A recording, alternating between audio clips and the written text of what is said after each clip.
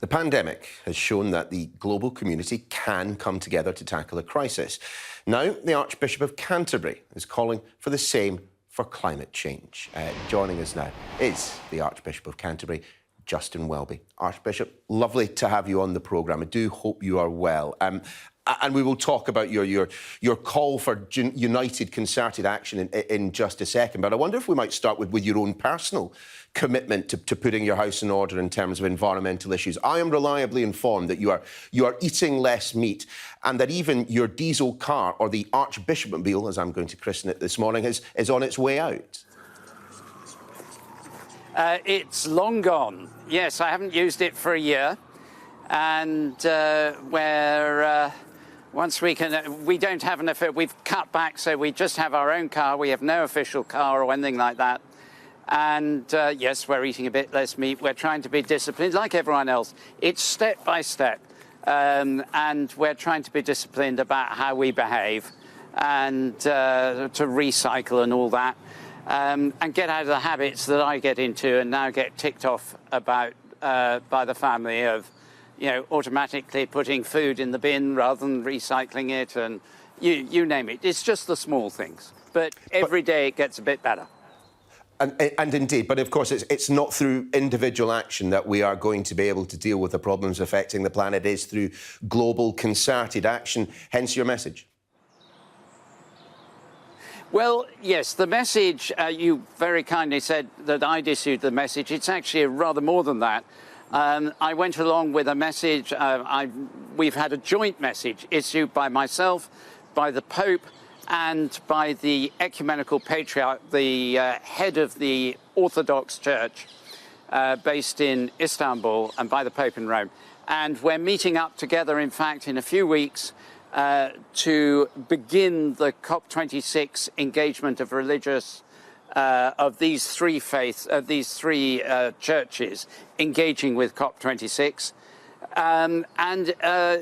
It's never happened before that the three of us have issued a joint statement like that. It's never happened in history that the three have issued a joint statement. And that's to say that this is urgent, it's really important, and it's for individuals, for companies and institutions, and for governments. It can't be left to government or left to companies or left to individuals. What though, can faith leaders like the three of you do in terms of compelling, politicians who at times have seemed pretty tone deaf as to the risks and the emergency that climate change has caused? What levers can you pull on? Well, aside obviously from the millions of people who follow your respective religions. Well, the three churches have between them the thick end of 1.75 billion people. So that's a lot of people. What we can do as faith leaders is first encourage the idea of changing our attitude to the climate, of reconciliation with the creation, with which unconsciously we've been at war for so long and done so much damage to. Peace building with our creation. That's something that the world wants.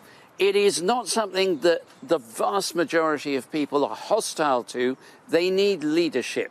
COP26 offers them the opportunity to show that leadership.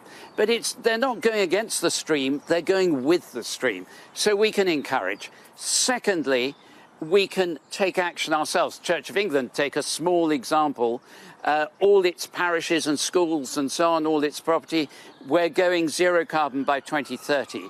Thirdly, we can use voices and voting power through investments. You'll have seen in the press this morning the Transition Pathway Initiative, started by the Church of England, chaired by the Church of England, with over $10 trillion of investment from investment companies of all sorts around the world, has set out a way of measuring whether oil and gas companies and extractive industries are actually performing as they promise in going to zero carbon. And we will disinvest by 2023 for those who aren't meeting the standard and not heading in the right direction. So there's a ton of things. That's only a very small example.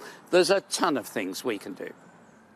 I'm glad to hear you say it. It's good to see someone, well, you'd expect the Archbishop of Canterbury to be filled with a little bit more hope than a cynical journalist like myself, but it is good to hear such positivity at this time of the day. Archbishop, great to have you on the programme this morning. Thanks for being with us.